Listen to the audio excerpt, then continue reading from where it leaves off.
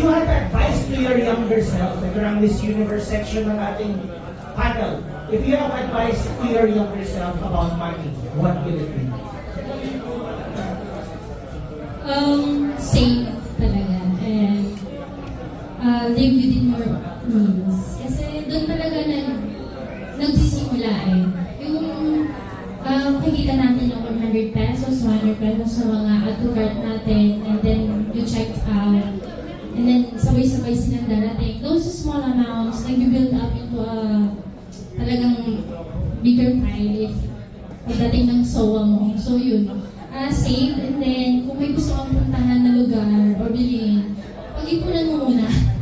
So I have my, actually, so traditional, pero we have our alkansya, and then put ng whatever amount, but my goal is talagang bills ng coins. So parang parang nabibuild yung mindset mo na bigger yung magiging savings with that. Siguro kung meron akong advice sa younger self ko, bumili ka ng Bitcoin.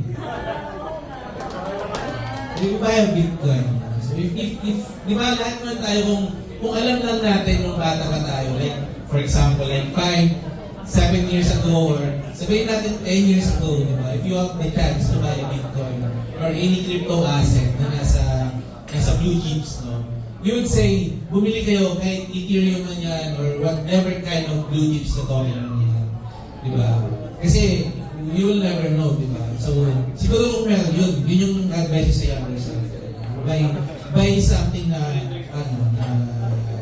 alam mo magbubong na the future.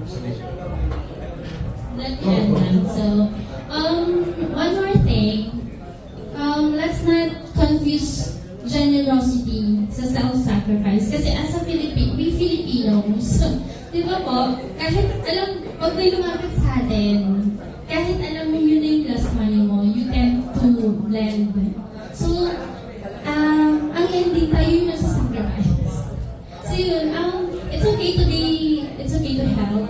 Kasi family-oriented naman tayo mga Pilipino. Pero let's put boundaries kung hanggang saan. Yun ba? Wow! Okay, Regine, for our advice to your younger self. Advice to my younger self, huwag magkalimutan maglagay ng stop loss. Yun lang. Tama yun. Risk management. Sabi nga. Sorry. Younger self, and my younger self has always been very curious in everything. I started crypto back in 2018, it's very long. And yun naman, as far as investment goes, gusto ko pumakasok sa kung ano. It's just that wala akong risk management before, which is something that I learned through being or working in the finance industry. So, with that advice, yun na rin. Huwag ka kalimutan mag-stop loss. Okay, Lex, ikaw naman.